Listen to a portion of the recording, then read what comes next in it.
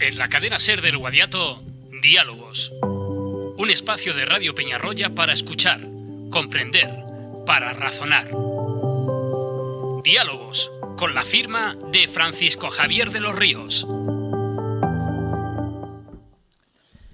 1:31 de la tarde, casi 32, damos comienzo a nuestro espacio Diálogos. Ya tenemos por aquí al profesor de los Ríos, al que ya saludamos, Francisco Javier. ¿Qué tal? Buenas tardes. Hola, buenas tardes. Hoy con un invitado muy especial, el doctor José López Barneo, que es una eminencia en cuanto a la investigación. Me decía el profesor de los Ríos, que es uno de los investigadores más reputados en su ámbito, y además tiene una vinculación especial con la comarca del Guadiato y concretamente con Peñarroya Pueblo Nuevo, ¿no? Sí, efectivamente, él está casado con una hija de una persona muy querida en el pueblo, sobre todo la gente mayor, Florencio Pintado. De hecho, el Instituto Florencio Pintado tiene su nombre. Uh-huh. Bueno, ¿y quién es José López Barneo? Sí, el doctor José López Barneo es doctor en Medicina y Cirugía, catedrático de Fisiología de la Facultad de Medicina de Sevilla, coordinador general de investigación del Hospital Universitario Virgen del Rocío desde el 99 hasta el 22. Entre el 78 y el 93 tuvo estancias postdoctorales en París, Filadelfia, Boston, Nueva York. Ha sido profesor visitante en la Universidad de Stanford, en Columbia. Funda el Instituto de Biomedicina de Sevilla, el IBIS, el equivalente al INMIBI de Córdoba. Uh-huh. Su línea de investigación fundamentales se relacionan con las respuestas celulares a la hipoxia, la neurodegeneración y la terapia celular aplicada a la enfermedad de Parkinson. Ha sido presidente de la Sociedad Española de Neurociencia, de la Sociedad Española de Terapia Genética y Celular, fue el primer director del Centro Nacional de Investigación Biomédica de la Red sobre Enfermedades Neurodegenerativas, el Cibernet. Ha sido y es editor de la revista más destacada en su campo y especialidad. Distinciones tiene de todo tipo. Desde el año 93, que se le da el Premio Rey Juan Carlos de Investigación Científica y Técnica, Medalla de Andalucía en el 93, Premio Jaime I de Investigación, Premio Maimónides de Investigación en Andalucía, Premio Ligit de Investigación Básica, Premio de Investigación Javier Benjumea, Premio Fama de la Universidad de Sevilla, Premio Cátedra Santiago Grisolía y Medalla de Orden de Mérito Civil de la Casa Real en 2015, que fue la última. Pertenece a la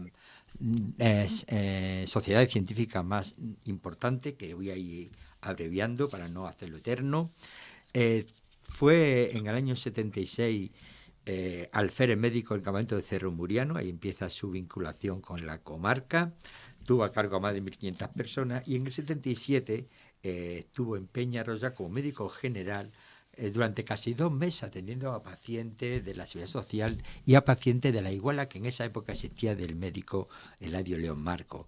Posteriormente deja la práctica de la medicina porque le apasiona el mundo científico al que se dedica. Y como has comentado, su relación con los peñarriblenses se inicia durante los estudios de medicina, siendo interno de un colegio mayor de San Telmo en Sevilla, donde conoce a compañeros por todos conocidos como Carlos Lao, Pepe Calderón, Antonio Domínguez, Manuel Molina Aguililla, Eladio Ruiz, Antonio Valencia, Nono para los amigos, entre otros. Y posteriormente, estando en cuarto, pues conoce o habla más amistad, por decir una forma, con una hija de Florencio Pintado, con Elizabeth, con la cual se casa. Uh-huh. Bueno, pues vamos a saludar al doctor López Barneo, que ya tenemos al otro lado del hilo telefónico. Doctor José López Barneo, ¿qué tal? Buenas tardes. Hola, ¿qué tal? Buenas tardes. Un amplio currículum, decía el profesor de los Ríos, que en un momento de su vida deja el tema de la medicina general, por decirlo de alguna manera, y su camino lo enfoca por el tema de la investigación. ¿El investigador nace o se hace, señor López Barneo? Bueno, yo creo que es ambas cosas. Yo creo que el científico, yo por ejemplo, personalmente siempre tuve inquietudes médicas. Yo quería ser de niño médico, etcétera, y el interés por la ciencia se despertó un poco más tarde, cuando estudiaba la carrera, ¿no? Y fue un poco ver la dificultad de compaginar ambas cosas lo que me hizo un poco decidir enfocarme solamente hacia la investigación experimental, ¿no? Pero yo creo que el científico hace falta una persona que tenga cierta atracción por la ciencia, vocación científica, pero luego, naturalmente, la influencia de tus profesores, de tus maestros, de tu experiencia personal, con los años te va haciendo, te va, digamos, reafirmando, ¿no?, en esa tendencia natural que tú puedas tener hacia la ciencia. Doctor López Barneo, en primer lugar, permítame que le dé las gracias por la amabilidad que siempre tuvo cuando me puse en contacto con usted para participar en este programa y hacerlo aún más grande. He relacionado su línea de investigación sobre la que me quiero centrar en este pequeño espacio de tiempo que tenemos, que es las respuestas celulares a la hipoxia, la neurodegeneración y la terapia celular aplicada a las enfermedades de Parkinson. Primera pregunta, ¿qué es la hipoxia? Y si toda falta de oxígeno es hipoxia o hay algo más para ser hipoxia. Sí, bueno, antes de nada, profesor de los Ríos, Javier, gracias por invitarme a participar en esta serie de diálogos con Radio Peñarroya y, como sabes, es un placer contribuir a este proyecto, ¿no? Bueno, pues bien, es verdad, la hipoxia, el oxígeno es un elemento fundamental para la vida porque nuestras células, pues todas las células del cuerpo y particularmente las del sistema nervioso y el corazón, utilizan oxígeno para producir energía mediante un proceso complejo bioquímico que se llama la fosforilación oxidativa. Y esta energía que se obtiene es la que mantiene funcionando a todas las células. A todas las funciones celulares necesitan un gasto de energía química, utilizar una molécula que se llama el ATP, y para que esta molécula ATP se sintetice se necesita oxígeno. Por esa razón es tan absolutamente necesario. Tanto es así que en ausencia de oxígeno, antes o después, todas las células de nuestro organismo, de los mamíferos superiores sobre todo, acaban muriéndose.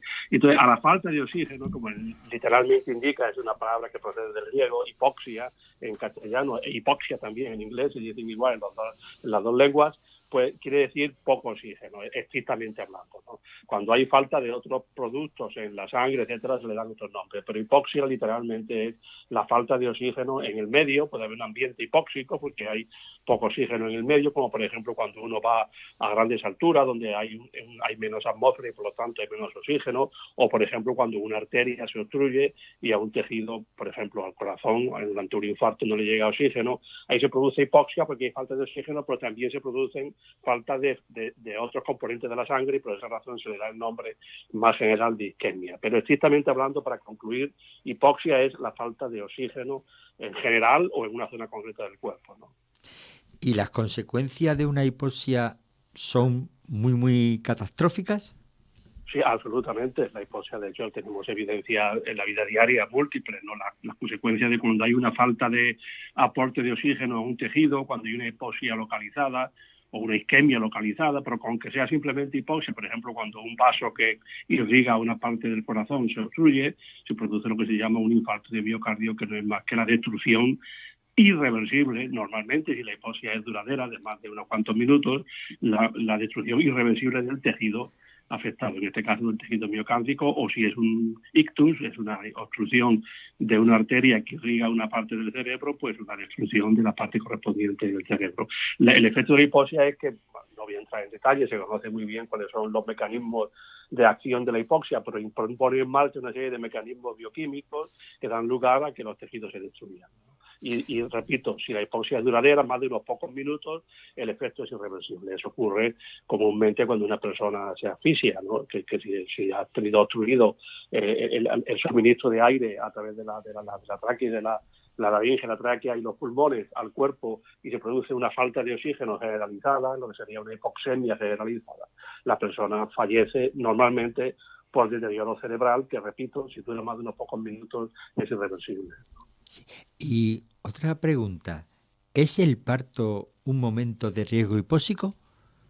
Muy alto riesgo hipóxico. De hecho, lo que ocurre, hay una ventaja importante, y es que los embriones y los fetos maduros y los niños recién nacidos, el recién nacido es muy resistente a la hipoxia, porque la vida intrauterina es una situación no de hipoxia obviamente, pero relativamente hipóxica. Los niveles de oxígeno que hay en el feto son más bajos que los niveles de oxígeno que se producen después del nacimiento. Y eso se puede hacer así, se mantiene vivo el feto, entre otros mecanismos adaptativos, gracias a que los fetos tienen un tipo de hemoglobina, que es la molécula que transporta el oxígeno por la sangre, que es especial, que es diferente de la hemoglobina que generamos después de nacer, y que es una molécula, una hemoglobina que se une al oxígeno con mayor rapidez con mayor facilidad y por esa razón transporta mejor el oxígeno y aporta más oxígeno a los tejidos, aún en circunstancias de que haya una relativa falta de oxígeno. Pero en el momento del parto, que tiene que atravesar todo el cuerpo, particularmente la cabeza y el cuello y los hombros por una zona estrecha, como es el canal del parto, por el cuello del útero, la vagina, etcétera, pues se produce se contraen, se constriñen, digamos, se empujan a los tejidos y en muchas ocasiones, particularmente cuando, por ejemplo, se presenta el cordón umbilical por donde van los vasos sanguíneos que comunican al feto con la madre, si el cordón umbilical se cuela por el canal del parto y sale pegado a la cabeza, por ejemplo, del feto y se comprime el cordón umbilical contra la pared de la vagina, por ejemplo, o del cuello del útero, se producen episodios de hipoxemia severa en los recién nacidos que pueden dar, a pesar de que son muy resistentes, pero pueden producir fenómenos o bien la muerte y en muchas ocasiones, desde mi punto de vista, algo que todavía es peor, lesiones neurológicas graves de las cuales solamente se recuperan a veces muy, muy parcialmente, ¿no? Y por lo tanto se mantienen toda la vida, ¿no? Uh-huh. Bueno, estamos acostumbrados a escuchar con esta pandemia que, bueno, parece que ya se ha puesto más suave del COVID, la asfixia que padecían los pacientes. ¿Hay relación entre el COVID-19 y la hipoxia? Sí, claro, la afectación más grave del COVID-19, como otros virus respiratorios, no es solamente privativo del virus del SARS-CoV-2, como se llama el virus que produce la enfermedad COVID-19, ¿no? Pero la afectación más severa que produce es una neumonía. Neumonía también la producen otros virus y otras bacterias, pero este virus es particularmente, afecta muchísimo al pulmón, al parénquima pulmonar y produce una neumonía que a veces da lugar a una fibrosis pulmonar, se destruye el tejido pulmonar y el intercambio gaseoso entre los pulmones y la sangre se dificulta y al dificultarse pues las personas presentan una hipoxemia. Por esa razón, falta de oxígeno en la sangre. Por esa razón, estas personas normalmente, cuando ingresan en un hospital, los pacientes de COVID que sufren neumonía y fibrosis pulmonar, se les da una terapia, lo que se llama la oxigenoterapia, se le pone oxígeno a mayor presión por la nariz y si siguen mal se les seda y se le intuba, se le pone un tubo en la laringe y se le administra dosis altas de oxígeno a través del tubo de la laringe para que puedan penetrar algún oxígeno a la sangre y puedan sobrevivir. Y si la neumonía es tan fuerte que no se para, etcétera, etcétera, pues se produce la muerte por asfixia. Esa es una característica, bueno, de los aspectos más peligrosos de la enfermedad. Otra característica interesante que viene en relación a la que nosotros le hemos dedicado bastante, algún trabajo, ¿no?, durante la pandemia, es que en algunos pacientes, normalmente cuando un paciente de COVID sufre una neumonía, como se dificulta el intercambio gaseoso con la sangre, pues tiene poco oxígeno en la sangre. Entonces la persona reacciona una reacción que es normal en todos los individuos, que cuando disminuye el oxígeno de la sangre por la causa que sea, por ejemplo, porque haya una neumonía, entonces uno comienza a respirar con mayor frecuencia. Uno tiene la sensación que se llama disnea, es el término médico, de hambre de oxígeno, de falta de oxígeno. Y uno comienza a ventilar, a respirar como con mayor frecuencia, intentando introducir más aire, más oxígeno dentro del cuerpo. Pues bien, en algunos pacientes con COVID, que uno cuando le mide la concentración de oxígeno en la sangre la tienen baja, porque tienen neumonía, sin embargo no tienen la sensación de falta de oxígeno. A eso se le llama hipoxia feliz, es un término, happy hypoxia, le dicen los anglosajones en sus publicaciones. Es una situación en la que los pacientes teniendo hipoxia no se dan cuenta de ella. Y eso es un cuadro clínico muy peligroso porque obviamente no se da el mecanismo compensatorio al que yo me refería anteriormente. Y estos pacientes que ellos creen que están bien, sin embargo están muy hipóxicos como consecuencia de una neumonía muy grave y pueden fallecer prácticamente sin darse cuenta, porque no van al médico, porque se encuentran bien.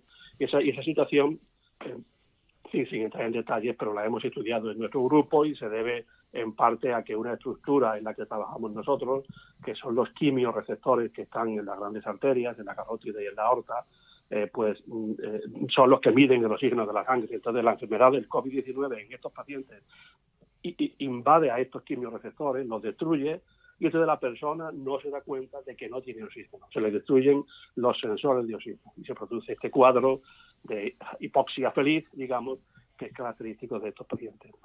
Doctor López Barneo, estamos hablando del COVID, pero también la hipoxia es importante y además es uno de los indicadores, claro, ¿no?, del ictus, que es otro de los grandes males, ¿no?, que estamos viviendo. También la falta de oxígeno es determinante también, y es, como bien decía el doctor, ¿no?, es muy grave, ¿no?, cuando falta ese oxígeno. Claro, indudablemente, la causa más frecuente de muerte en España, y yo creo que en toda Europa, me parece, pero en España conozco los datos con mayor precisión, la causa mayor de muerte en las personas de más de 50 años en las mujeres. En el hombre es el cáncer, pero en las mujeres es el ictus, ¿no?, por causas, en fin, que todavía no es todo bien conocida, pero las mujeres posmenopáusicas, que ya dejan de producir estrógenos, etcétera, tienen una tendencia a sufrir ictus muy grande, y se produce un déficit de riego a una zona del cerebro que obviamente, como antes comentaba, cuando hablábamos al comienzo sobre la hipoxia, cuando las neuronas dejan de recibir riego y si no se desataca, porque normalmente el ictus se produce porque un coágulo que se genera dentro de la arteria obstruye una arteria cerebral. Si ese coágulo no se quita rápidamente, en el ictus es crítico actuar lo más rápidamente posible. Si ese coágulo no se extirpa lo antes posible y se permite el flujo de sangre de nuevo al cerebro, se producen alteraciones cerebrales que en la mayoría de los casos son prácticamente, se puede producir la muerte y eventualmente alteraciones de partes del cerebro que producen síntomas cognitivos, motores, la típica hemiplegia, etcétera, personas que no pueden moverse, se les deja una parte del cuerpo, un medio lado del cuerpo paralítico, etcétera. Y obviamente es una patología muy frecuente en todo el mundo desarrollado y de primera importancia a nivel científico y a nivel de práctica médica, ¿no? Sí, es evidente que es una preocupación grande lo que tienen que tener todos los profesionales de la medicina para atender a ese tipo de procesos de enfermedad por ictus y demás. Y quería hacerle también otra pregunta. En el 2014, el profesor Edward Moser recibió el Premio Nobel de Fisiología y Medicina por el estudio sobre la ubicación y la memoria espacial en el cerebro. Esa investigación del profesor Edward Moser, ¿qué ha aportado a la investigación que se hace actualmente? Bueno, lo que yo creo que aportó ese trabajo yo creo que fue más importante, es confirmar una idea que se tenía desde hacía ya años. Había habido investigaciones previas desde los años 70 que un poco pretendían ver la forma en la que nos orientamos. Una característica muy importante de los mamíferos superiores es que da la impresión, de eso ya se referían algunos filósofos, da la impresión de que el cerebro tiene dentro de sí un mapa, una ubicación, tú sabes dónde estás, es como un GPS interno, que tú dices, y tienes una memoria espacial, pues tú vas con tu coche, vas a una ciudad o a otro sitio, lo aparcas, sabes dónde está y vas a otro sitio y luego vuelves al sitio donde lo dejaste, y es porque tu cerebro se está haciendo un mapa de la zona en la que te encuentras en cada momento. Y como sabes dónde estás en cada momento, pues puedes orientarte de forma espacial. Esa memoria espacial, que realmente en los mamíferos superiores sobre todo es impresionante, es muy fuerte y tienen un valor adaptativo importantísimo. Se suponía que en alguna zona del cerebro tenía que haber esta especie de GPS de memoria espacial. Ya digo, desde los años 70 se comenzaron a ver primeras indicaciones de que una zona del cerebro llamada el hipocampo es donde estaban este mapa representado en diferentes neuronas, como una matriz de neuronas, como una rejilla con diferentes neuronas donde te dice en cada momento y te da información sobre el espacio en el que están.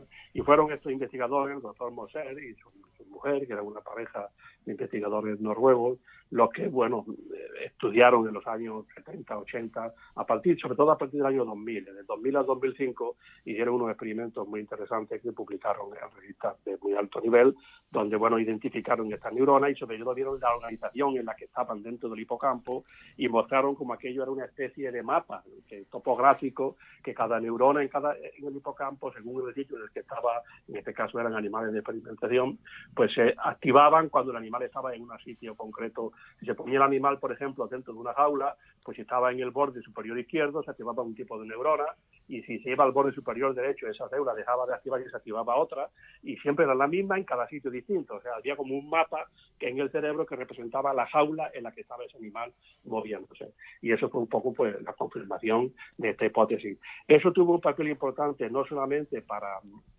digamos, demostrar experimentalmente la existencia de este mapa espacial en nuestro cerebro, en el hipocampo, sino también para un poco ser de las primeras funciones cerebrales muy superiores, donde realmente se sabe dónde está ubicada dentro del cerebro y cómo se organiza. Sabemos que hay muchas funciones cerebrales superiores, el lenguaje, las emociones, y creemos que, por supuesto, se producen en el cerebro, pero no hay información precisa de qué neuronas se activan en cada proceso, dónde están localizadas. Hay muchos estudios preliminares, pero no hay una definición precisa de unas funciones concretas, dónde se ubican y sobre todo qué tipo de neuronas se activan en cada momento. Estos fueron de los primeros estudios donde realmente se escribió una población neuronal localizada en un sitio concreto que se activa de una forma concreta asociada a una función específica que era la de construir este mapa espacial según donde se encuentre en ese momento el individuo. Y por esa razón pues tuvo también un impacto particularmente grande en el campo de la neurociencia, ¿no? O sea, fue un Nobel bastante celebrado, digamos, en su momento. Bueno, vamos ahora a la parte degenerativa del cerebro. ¿Qué tipo de enfermedades neurodegenerativas existen? Bueno, existen muchas, algunas muy poco conocidas, porque afortunadamente son muy infrecuentes, pero las más conocidas, a nivel de frecuencia, con mucha diferencia en el mundo en el mundo occidental desarrollado, quería decir. En el mundo desarrollado, la enfermedad degenerativa más frecuente, como todos sabemos, es la enfermedad de Alzheimer, que en España representa prácticamente el 80% de las patologías degenerativas, y luego la segunda enfermedad en frecuencia es la enfermedad de Parkinson, que representa aproximadamente el otro 15%, o 15 o 20%, y luego queda un porcentaje mucho más pequeño de patologías muy infrecuentes, mucho menos frecuentes, pero que tienen algunas de ellas un componente, digamos, médico, o sea, que son muy letales, etcétera, muy importantes, como son la esclerosis amiotrófica o la enfermedad de Huntington, etcétera, que son, repito, menos frecuentes, pero que también, son graves, pues porque las personas que las sufren tienen una gravedad intrínseca a la patología que normal en muchas ocasiones conduce a la muerte en pocos meses, ¿no? Por esa razón, ese tipo de patología, pero luego hay enfermedades menos frecuentes, bueno, pues hay la parálisis progresiva supranuclear, las enfermedades priónicas, las patologías de Creutzfeldt-Jakob, de las llamadas vacas locas, en fin, hay muchas patologías degenerativas que todas se llaman así porque el efecto común es que degeneran el tejido cerebral, acaban destruyendo las células nerviosas, ¿no? Bueno, ¿y cuáles son los agentes principales que intervienen en estas enfermedades que generan esta degeneración? Esa es una buena pregunta que todos querríamos saber. Eso lleva años detrás de, años, décadas, intentando ver. Algunas patologías degenerativas son en respuesta a un agente concreto, ¿no? Por ejemplo, la enfermedad a la que antes me he referido de Creutzfeldt-Jakob, que también se le llama la enfermedad de las vacas locas, hablando coloquialmente, porque la pueden transmitir las vacas. Eso se debe a un proceso digamos infeccioso, entre comillas, de una proteína que está mutada, que está alterada, que se llama el prión. Entonces es una enfermedad, digamos, entre comillas, infecciosa. Otras patologías degenerativas las menos frecuentes, se deben a causas genéticas, que hay genes concretos que están destruidos. Por ejemplo, yo antes me he referido a la enfermedad de Huntington. La enfermedad de Huntington se debe a un defecto genético concreto, que además es un gen dominante, y que la persona que lo lleva va a sufrir la enfermedad de Huntington antes o después. Normalmente se sufre a partir de los 20 o 30 años, pero antes o después va a sufrir degeneración en una parte del cerebro, y otras patologías. También un porcentaje pequeño de los enfermos de Parkinson también son de origen genético. Y cómo esos genes producen la enfermedad, pues tampoco se sabe del todo. Hoy en día este tipo de enfermedades genéticas se intentan generar modelos con mutaciones genéticas similares a las que sufren los pacientes. Se generan modelos en animales de experimentación y estudiamos cómo la alteración de esos genes produce la muerte neuronal. Pero repito que ni siquiera esas enfermedades genéticas se sabe muy bien la razón por la cual los genes alterados producen la destrucción neuronal. Y luego, por terminar, el mayor porcentaje con diferencia, el 90% de las enfermedades neurodegenerativas se llaman esporádicas, que no tienen una causa conocida y se producen. El factor de riesgo más importante para las enfermedades neurodegenerativas es la edad. La mayoría de ellas, las más frecuentes, sobre todo en la enfermedad de Alzheimer y Parkinson, se asocian a la edad. Es muy difícil ver una demencia con menos de 50 años, menos de 40 años, o incluso una enfermedad de Parkinson con menos de 40 o 50 años. En la edad se piensa, pero no es el envejecimiento la razón de que se produzca la enfermedad. Se sabe que junto a ese proceso de envejecimiento fisiológico, entre comillas, algo tiene que ocurrir que hace que se acelere la muerte neuronal y se produzca la patología degenerativa, bien sea Alzheimer, Parkinson o cualquier otra, pero las causas de estas patologías, digo, hay muchas hipótesis que naturalmente no viene a cuento ahora tratarlas, pero que realmente las causas se desconocen. Esa es la razón por la que se tratan todavía muy mal, porque realmente no podemos hacer un tratamiento, digamos, que se le llama en medicina etiopatogénico, que podamos ir a la causa y podamos realmente atajarla, ¿no? ¿Y hay evidencia o no existe evidencia de que sean hereditarias ese tipo de enfermedades? Sí, las enfermedades de origen genético, vamos a ver, la pregunta también es compleja desde cierto punto de vista. Antes me he referido que un porcentaje de enfermedades neurodegenerativas tienen un origen genético muy bien demostrado. Por ejemplo, antes me he referido a la enfermedad de Huntington. Esas enfermedades son hereditarias. Si tú tienes Huntington y tienes un hijo y le transmites el gen, tu hijo sufrirá el Huntington.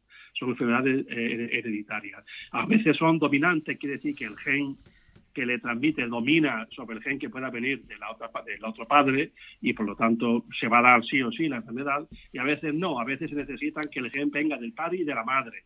Son llamadas enfermedades genéticas recesivas, que se necesitan tener los dos genes alterados del padre y de la madre para sufrir la enfermedad, ¿de acuerdo? Pero estas enfermedades genéticas obviamente se transmiten, estas son enfermedades hereditarias, ¿no? Ahora, aquellas enfermedades que yo antes me he referido, que no son de origen genético, que son las más frecuentes, que llamamos enfermedades esporádicas, porque aparecen en la población, no aparecen en familias, sino que aparecen esporádicamente en diferentes individuos sin ningún antecedente familiar.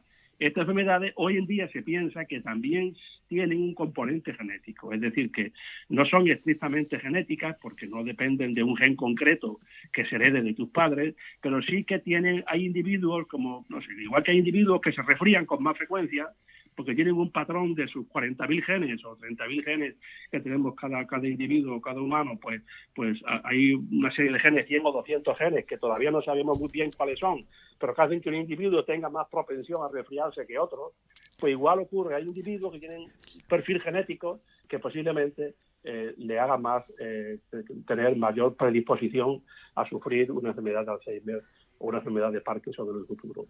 Y eso se estudia hoy muchísimo. Se hacen muchísimos estudios genéticos en poblaciones que las que se da con mucha frecuencia una enfermedad neurodegenerativa, Alzheimer, o en otras en las que no se da prácticamente nada, para ver estos genes, repito, no tanto los genes heredados, un gen concreto que se hereda y que te produce la enfermedad dominante o recesiva, sino estos genes, esta cohorte de genes, que suele ser un grupo amplio de genes, que te predisponen o no a sufrir la patología degenerativa. Y hoy en día, repito, sobre eso se está investigando bastante.